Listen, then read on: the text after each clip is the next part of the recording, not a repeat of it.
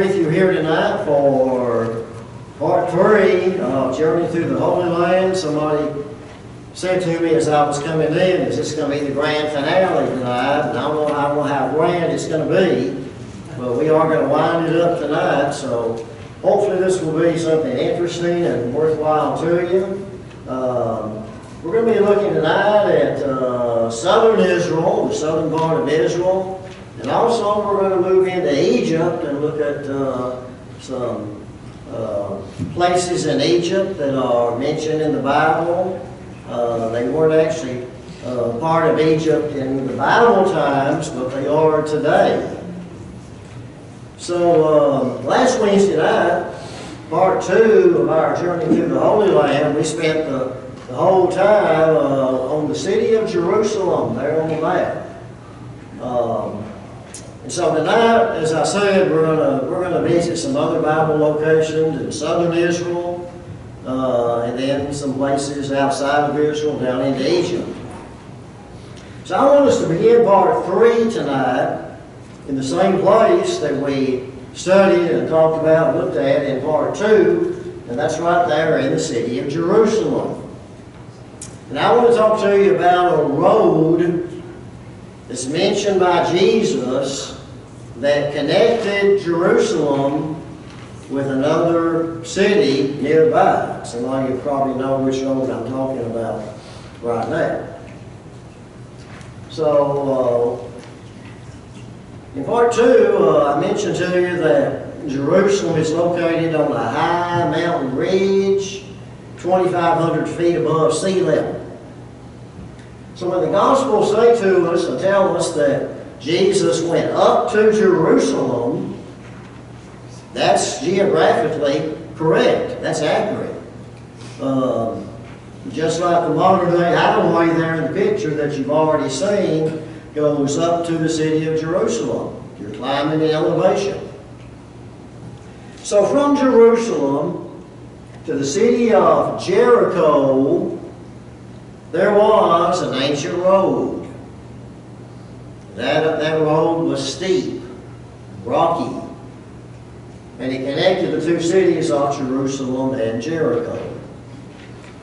So looking there at the kind of a map with some places labeled, a person walking from Jerusalem right there to Jericho, as you can tell there on the map, would be going down, way down in elevation. That trip between Jerusalem and Jericho would have been about 20 miles on foot. And in that distance, travelers would descend about 3,500 feet in elevation down to the city of Jericho. And most of those 20 miles would be in desert-like conditions, like you see in that picture that I took from that area. Now today there is a more modern road that cars can travel that roughly follows the route of that ancient road, at least in places. So it was in this kind of barren, isolated area that people in the time of Christ walked and traveled between Jericho and Jerusalem. And those people traveling on that road would often be easy targets for robbers. Robbers would have plenty of places to escape there into the desert and hide out. So when Jesus told the parable that we all know, the parable of the Good Samaritan in Luke chapter 10, the setting for that parable is right here. Right here on the road from Jerusalem to Jericho. Right here in this area. In Luke 10, verse 30, Jesus said this. A certain man went down, and again, notice that word down there, that's correct. Went down from Jerusalem to Jericho and fell among thieves, who stripped him of his clothing, wounded him, and departed, leaving him half dead. And then, of course, you remember how Jesus surprised, and maybe shocked his listeners when he said that it was a Samaritan that helped the man, not the priest or the Levite in the parable, who walked around the man on the other side. And that surprised his listeners because Samaritans in that time were thought of as the ones who might rob Jews along this road. So as we said, about 20 miles from Jerusalem is the ancient city of Jericho. Jericho lies there in the Jordan River Valley. The name Jericho means city of palms. And it's mentioned actually about 70 times in the Old Testament. Jericho is thought today to be the oldest continually inhabited city in the world, based on archaeological evidence. And it's also the lowest city in elevation on the earth. The city of Jericho is more than 800 feet below sea level. And I'm sure you remember that several Bible events, a number of Bible events happened here at Jericho. Here are some of them. Joshua chapter 2, spies were sent here by Joshua. It was the home of Rahab in Joshua 2. And of course, it's probably best known for its walls being destroyed by God. We're going to talk more about that in just a moment. Was where the sin of Achan occurred in Joshua 7:21. There was a school of prophets that was located in Jericho during Elisha's time, mentioned in 2 Kings 2. Prophet Elisha changed the bitter waters of a spring to sweet by throwing salt into it in 2 Kings 2. Blind Bartimaeus was healed here in Matthew chapter 20, and Zacchaeus, all the kids know that story, Zacchaeus met Jesus here. That's in Luke chapter 10. The spring that Elisha sweetened, that I just mentioned, is located across the road from the site of ancient Jericho. And today it's called, there in the picture, it's called Elisha's Fountain. Elisha Spring Fountain. And the waters from that spring still flow, and you're seeing them right there in the picture, same spring. Here is part of modern day Jericho today that you're seeing there in the background of the picture. Population of Jericho today is about 20,000 people. So not a great big city, but a fair-sized town. I made this picture, I took that picture from the site of ancient Jericho, which was built upon a huge mound, higher than the surrounding areas. You can see there in the picture. Here is a model of what some Bible scholars and archaeologists believe that the ancient city of Jericho might have looked like, based on archaeological excavations. The excavations there show that the city may have had not just one wall, like we often kind of visualize it as happening, but it may have had an outer wall and also an inner wall.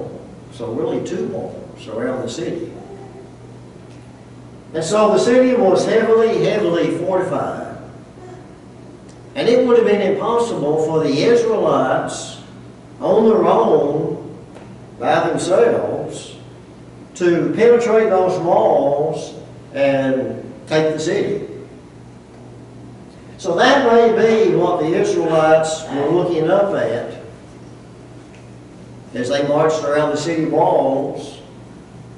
One time each day, for 6 days, they did that. And then they marched 7 times on the 7th day, carrying the Ark of the Covenant. Joshua chapter 6, verse 20 says that on the 7th day, the people shouted when the priest blew the trumpets. And it happened when the people heard the sound of the trumpet and the people shouted with a great shout that the wall fell down flat. Now, the original Hebrew language in that verse suggests that the wall actually fell beneath itself or collapsed on itself. We probably often visualize the wall falling over like that, but the archaeological evidence indicates it may have collapsed on itself. And that's what the excavations they've done, that's what they show. The bricks from the collapsed outer wall formed a kind of a ramp, like you're seeing there in the diagram. And that made it possible for the Israelites then to climb over the wall, over the top. You know, Joshua 6 verse 20 is very exact in describing how the Israelites entered the city.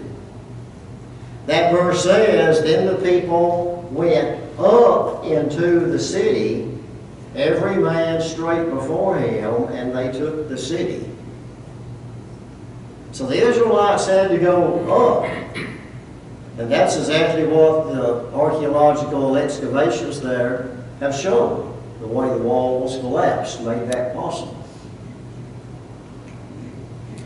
Archaeologists working there have found the remains of ancient walls and towers. And that's one picture that I made of part of what they have uncovered there in their excavations. They've also found mounds of bricks, ancient bricks, from those collapsed walls.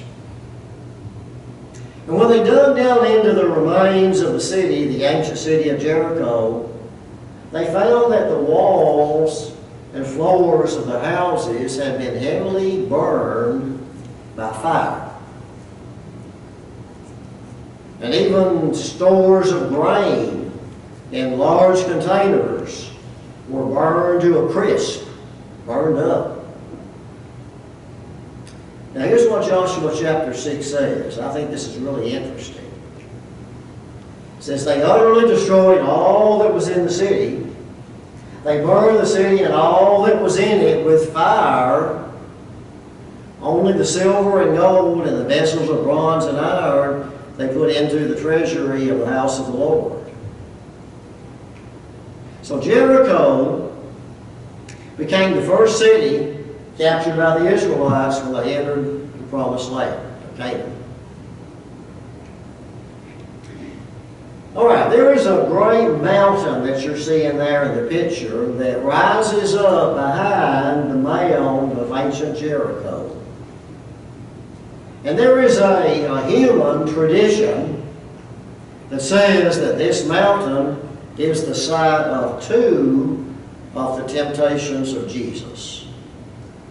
One of them being to turn stones into bread, and the other one being given all the kingdoms of the world if he would fall down and worship Satan. Now we know the temptations of Christ happened just after his baptism in the Jordan River. Luke chapter 4, 1 and 2 says, then Jesus, being filled with the Holy Spirit, returned from the Jordan, and was led by the Spirit into the wilderness, being tempted for 40 days by the devil. But again, this location, like some others that we've seen, is only tradition. And the Gospels don't tell us the exact location of those 2 temptations. But you know, we are given the location of the other temptation of Christ, and that was from the pinnacle of the temple. in Jerusalem. Today in the city of Jericho, there is a centuries-old, very, very old sycamore tree near the center of town. And that, of course, reminds us of what happened in Luke chapter 19 when the tax collector Zacchaeus, who was too small, too short to see over the crowd, climbed a sycamore tree in Jericho along the street to better see Jesus. Luke 19:4 says, "So he ran ahead and climbed up into a sycamore tree to see him, for he was going to pass that way." But there is no evidence that that is the sycamore tree that Zacchaeus climbed. No evidence at all. Maybe just in a very old sycamore tree. All right, let's take a look next at the Dead Sea, which is not far from Jericho, very close to it, as you can see there on the map. The Dead Sea is 47 miles long, and it's about 10 miles wide. Dead Sea lies 1,300 feet below sea level, and that makes it the lowest point on the surface of the earth. And of course it's called the Dead Sea because of the lack of any fish or animal life in its waters. You might remember that in Genesis 14 and Numbers 34, it's referred to as the Salt Sea. And that's because it has the most salt, saturated water anywhere in the world. The Dead Sea has a huge concentration of salt and other chemicals because it has no outlet. There's no way for the water that flows into it to go out. The Jordan River and other streams pour in tens of thousands of tons of water, but the water has no outlet. It can't escape. And so because of the heat, it evaporates and it leaves behind a high salt content. And because of that high salt content, it is possible for a person to float in the water of the Dead Sea. We had a few of our folks on the trip that did that. We went to a location along the shore of the Dead Sea, and they were actually able to go right into it and float. Now, unfortunately, for about the last 50 years, the water level of the Dead Sea has been dropping. And that's because the populations of nations like Syria and, of course, Israel and Jordan and the West Bank are taking water out of its main sources that flow into it. So there's less water coming into it. The water level is actually dropping in the Dead Sea more than 3 feet per year, every year. And in many places, the shoreline along the coast of the Dead Sea is covered with those white crust, that's salt, that you can see there in that picture. Today there are thousands of sinkholes that have been caused by the drying up of the water and the ground around it. The road that we traveled along the coast of the Dead Sea had several detours that we had to take because the sinkholes have destroyed the road. So they've had to build a detour around where the sinkholes are. So we could say that, sadly, the Dead Sea is dying. The Dead Sea is dying. Along the western coast of the Dead Sea is a place that maybe you've never heard of. It's a place called Qumran, there on the map, right along the coast of the Dead Sea.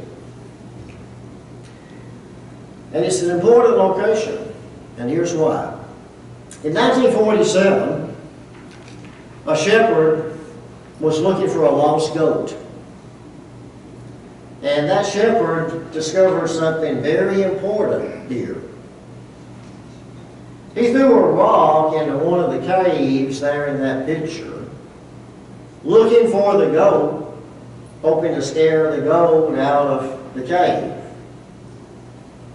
And when he threw the rock, he heard something inside the cave breaking.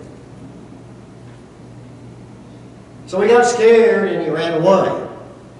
But he came back the next day with his cousin. And so they both went inside the cave. And inside the cave they found 8 clay jars. Some of them still had their lids on. So they carried the jars outside in the light, thinking there might be something valuable inside of them, like maybe gold or something. But inside those jars, all they found were some old rolled up scrolls with some writing on them that they couldn't read. But those scrolls today are called the Dead Sea Scrolls. And eventually, parts of about 850 scrolls were found in those caves and then other caves in the area. And they have been preserved for all this time by the hot, dry desert climate. Those scrolls include at least fragments, parts of every book in the Old Testament, except for the book of Esther. And they are the oldest existing copies of the Old Testament today. And they confirm the accuracy of later manuscripts that have been found.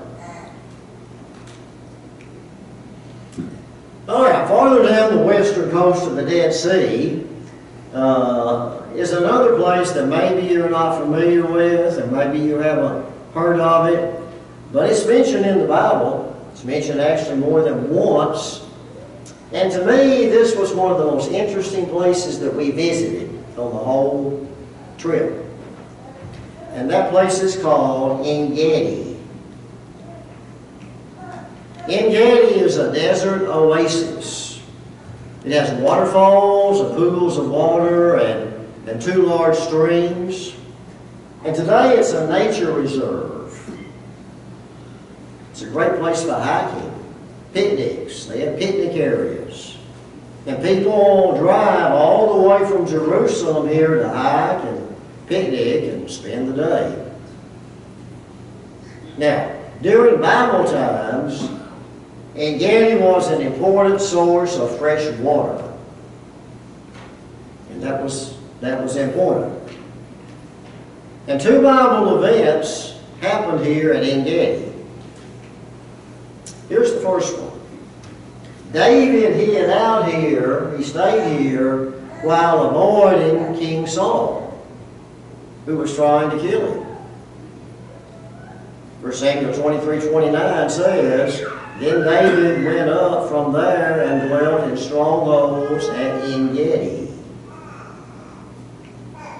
The second thing that happened here is that David spared Saul's life here, when he could have easily killed him. 1 Samuel 24 gives us that account. Now it happened when Saul had returned from following the Philistines that it was told him, saying, "Take note, David is in the wilderness of En-Gedi." Then Saul took 3,000 chosen men from all Israel and went to seek David and his men. So he came to the sheepfolds by the road where there was a cave, and Saul went in. David and his men were staying in the recesses of the cave. And David arose and secretly cut off a corner of Saul's robe. Now it happened afterward that David's heart troubled him because he had cut Saul's robe. And he said to his men, "The Lord forbid that I should do this thing to my master, the Lord's anointed, to stretch out my hand against him, seeing he is the anointed of the Lord." So David restrained his servants with these words and did not allow them to rise against Saul. Now in that canyon that you're seeing there in the picture, there are a number of caves where David and his men could have hidden out from King Saul, as we read. And if we zoom in closer, we can see a few of those caves better, and we can see a waterfall that today is called David's Waterfall, there at the head of the canyon. The springs there would have been a good source of fresh water for David and his men while they stayed there. While we were there at En-Gedi, our Israeli guide pointed out this little tree there in the picture as being an acacia tree. Now the acacia tree has a Bible connection. In the book of Exodus, we find that acacia wood is often mentioned in connection with the building of the tabernacle. And it was also used in the construction of the Ark of the Covenant. In Exodus 25, verse 10, God said, "And they shall make an ark of acacia wood, 2.5 cubits shall be its length, 1.5 cubits its width, and 1.5 cubits its height." Acacia trees like that one would have been one of the only kinds of trees growing in the desert areas that the Israelites were traveling through. And acacia wood is very strong. It's tough. So it would have been a good choice for any kind of wood construction, like on the ark. All right, farther down the coast of the Dead Sea there, we're going south, in the wilderness of Judea is a place called Masada. You might have heard of it. Masada is not mentioned anywhere in the Bible, but it played a really important part in the history of the Jews, and that's why I wanted to mention Masada in this presentation. It's worth seeing, it really is. Masada is a rock fortress, and I did not make that picture, but that's made from a drone in the air. It's a rock fortress that rises 2,000 feet above the level of the Dead Sea. In the year 40 BC, Herod the Great built this huge, magnificent fortress on the top of this great mountain, Masada. And according to Herod's own account, he says he fortified it to protect himself from the Jews should they try and depose him or get rid of him. So Masada became one of Herod's homes where he could stay. And here he was he thought, safe on this high mountain. He had other homes that we've seen also in Caesarea in the first presentation, and also in Jerusalem. And he had a home in a place called Herodium that we're going to see in just a few moments. So here is a model of what was built there by Herod. They built storehouses and barracks and arsenals, and they had large cisterns filled with water, palaces. It was just a masterpiece of engineering. And Herod could live there in security and in great luxury. But later on in history, Masada became an important shrine for the Jews. And it still is today. It's a very important place in their history to them. Here's why. In the year 70 AD, when the Romans took over Palestine and destroyed the temple in Jerusalem, we talked about in part 2 last week, there was a group of Jewish patriots that captured this fortress at Masada to continue the fight against the Romans. 2 years later, a Roman army attacked Masada. And the way they did it was by building that huge ramp that you're seeing there in the picture. And so that enabled their army to go up that ramp and attack the city at the top of the mountain, and they broke through the walls. And so rather than surrender to their enemies, 960 Jews at Masada decided to die by their own hands. So they committed suicide. Today, many of the buildings on Masada's summit have been restored and reconstructed. You're seeing some of them there in the picture. There's a cable car today that takes people up to the top of the mountain.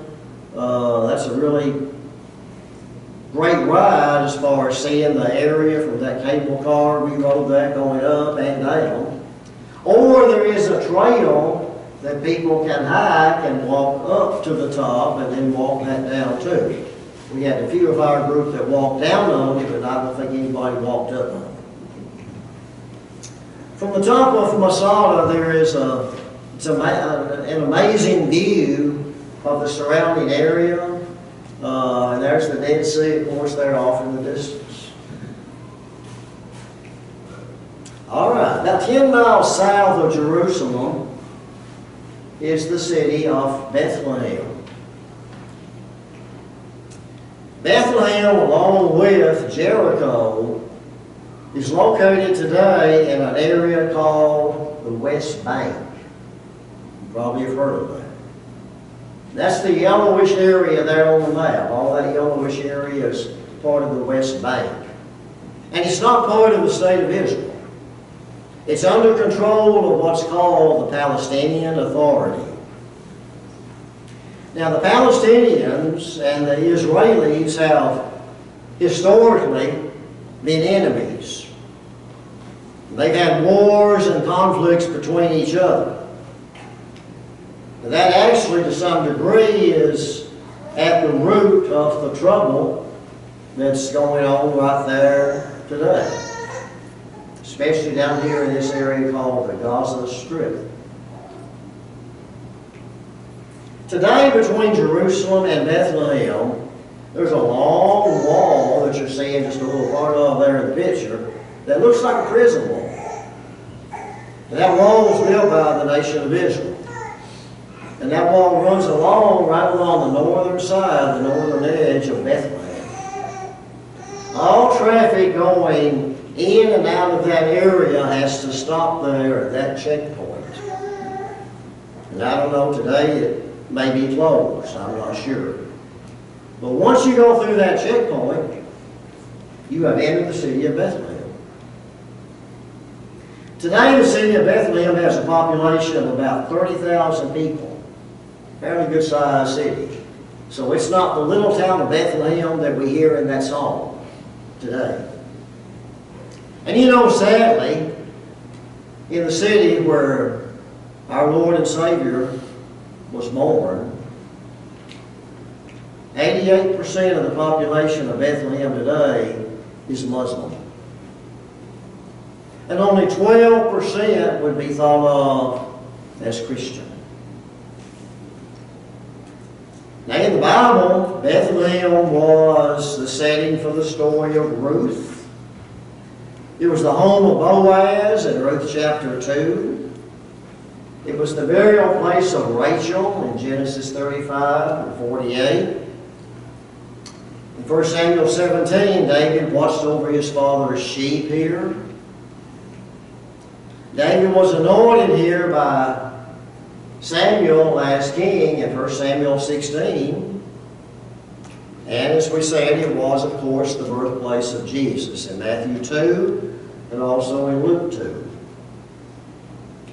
And all male children under age 2 were killed here in Herod's attempt to kill the Messiah. Matthew 2. Of course, Bethlehem is best known today for being the birthplace of Christ. Now, the Gospels don't tell us the exact spot of Christ's birth. It just tells us that It happened in Bethlehem, in a manger. But as we've already seen at some other places that I've shown you, there are traditional sites and locations that a lot of people today believe to be the actual sites where Bible events happen. And that's true right here at Bethlehem. Today there's a very old church building that you're seeing a little part of there in the picture that's been built over the spot that's thought, again by tradition, to be the birthplace of Christ. That church today, the building is called the Church of the Nativity. It's a Greek Orthodox church building today. And just like the Church of the Holy Sepulchre that we saw in part 2 last week in Jerusalem, this building was absolutely packed with people. And it was hard to move around and hard to see much of anything. We barely got very far inside the front doors. And most of the people that you're seeing there in that picture were waiting to see the traditional spot down in the lower part of that building where Jesus is believed to have been born. And that's actually inside a small cave. But because of all the crowds of people, and we didn't have a whole lot of time to spend there anyway, there's none of our group that was able to wait and see that traditional spot. But there are thousands of pictures of it online, and here's just one of them, and you probably have seen pictures of it as well. There's one photo of it. Now I think that all of us who were on the trip, and all of us were members of the church, I think everybody understood this principle that all of us should keep in mind, and that is that traditional doesn't always equal scriptural. Traditional does not always equal scriptural. All we know for sure about the location of Jesus' birth from the gospel accounts is that he was born in Bethlehem and he was laid in a manger, because there was no room in the inn or the guest quarters. But there is no mention in the Gospels about Jesus being born in a cave. And that's not to say that this could not be the location. But what people believe about it today is based only on tradition and stories passed down from one generation to the next. But there's nothing about it in the gospel accounts. All right, about 5 miles outside of Bethlehem, pretty close to it, is a strange looking place. It looks like a volcano with the top cut off. But it's actually a place called Herodium that I mentioned just a few moments ago. So there it is. That's called Herodium. And on top of that mountain, Herod the Great built another great fortress and a palace, and he named it after himself. When Herod died, he was buried here, and they found the remains of his tomb back in, I think, 2007.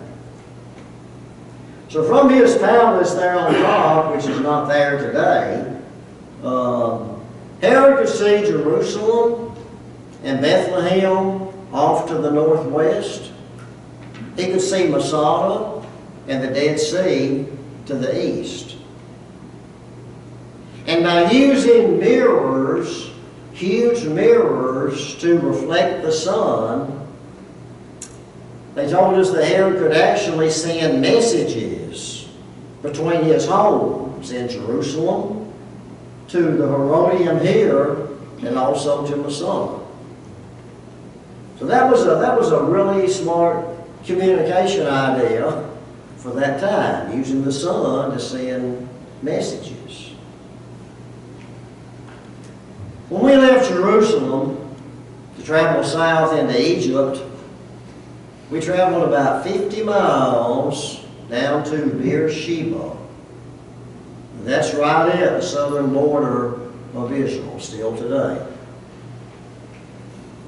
And as I mentioned to you in part 1, whenever the Old Testament writers wanted to include all of Israel, the entire country, from north to south, they would use the expression there on the screen, from Dan to Beersheba.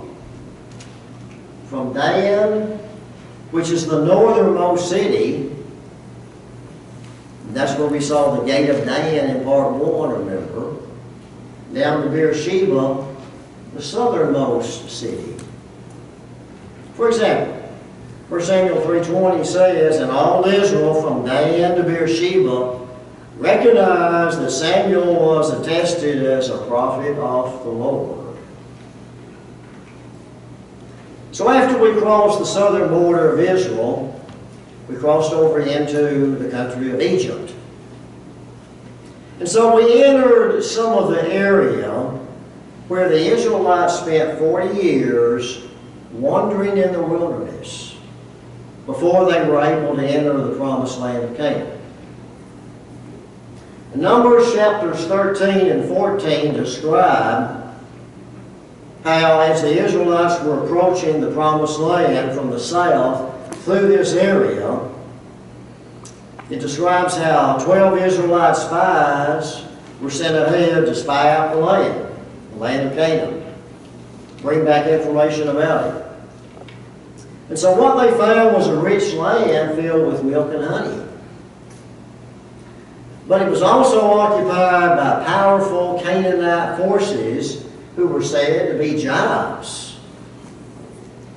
And that caused all the spies, except for 2, Joshua and Caleb, but the rest of them came back with a negative, very discouraging report. Of course, they were forgetting the fact that with God fighting with them on their side, they were undefeatable. So Numbers 13:28 records their report. "Nevertheless, the people who dwell in the land are strong. The cities are fortified and very large. Moreover, we saw the descendants of Anak there." That's the ones they thought were giants. So that report caused the people, the Israelites, to complain and lose heart. And they actually wanted to go back to Egypt, go back to slavery. And at one point, they were ready to stone Moses and Aaron and Joshua and Caleb, who tried to encourage the people to be strong and stay obedient, stay courageous. In Numbers 13, verse 30, Caleb said, "Let us go up at once and take possession, for we are well able to overcome it." But as you remember, the people wouldn't listen. And that was a big mistake. In Numbers 14, God said, "The carcasses of you who have complained against me shall fall in this wilderness. All of you who were numbered according to your entire number, from 20 years old and above, according to the number of the days in which you spied out the land, 40 days, for each day you shall bear your guilt 1 year, namely 40 years, and you shall know my rejection." So as you can tell from these pictures, that would have been a really difficult area, a hard area to survive in for those 40 years. Life would have been hard. Here's a map that shows the possible route of the Israelites as they made the exodus from Egypt toward the promised land of Canaan. And there's Canaan up in the top right-hand corner of the map, and that dotted line is showing the possible route based on what the Bible tells us that they may have taken. This area right here that makes a big loop on the map, that would have been some of the area that we just saw, where the Israelites spent 40 years wandering in the wilderness, making no progress toward the promised land, even though, as you can see there, they were not that far from it. They were so close. Our next stop then was down here in the southern part of the Sinai Peninsula at Mount Sinai. We spent one night at Mount Sinai. The summit of Mount Sinai is 7,400 feet above sea level. And of course, it's in this area where Moses saw the burning bush in Exodus chapter 3. This is the area, the place where Moses received the 10 Commandments in Exodus 19 and 20. Aaron and the golden calf incident happened nearby while the Israelites were camped there, waiting for Moses to come back down from the mountain. The name Sinai means mountain of God. We spent one night at a hotel right at the base of Mount Sinai. And that was the view from my room the next morning. That view was the only good thing about that hotel. But I won't take time to go into that. But they have a great view, Mount Sinai. At the base of the mountain today is a monastery called St. Catherine's that you're seeing there in the picture. And it's built on the traditional, there's that word, traditional side of the burning bush when God called Moses to lead his people out of Egypt. And they have, sure enough, they have inside the monastery, inside the walls, they have a large bush that they claim, based on tradition, is the burning bush that God spoke to Moses from, which the Bible says in Exodus 3 did not burn up.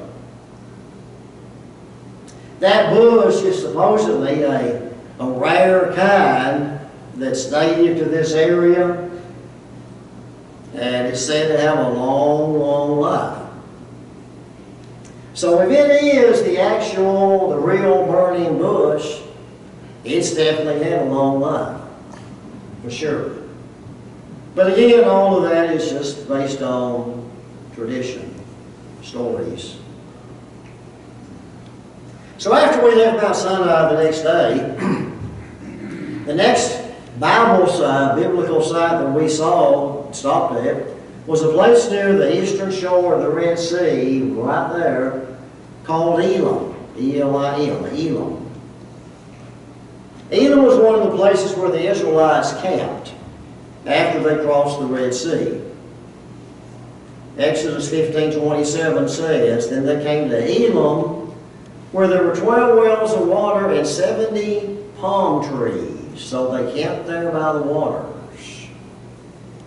So this location is the likely site of Elim. And as you can see, it's still an area today with a great number of palm trees right in that area, and that fits the Bible description.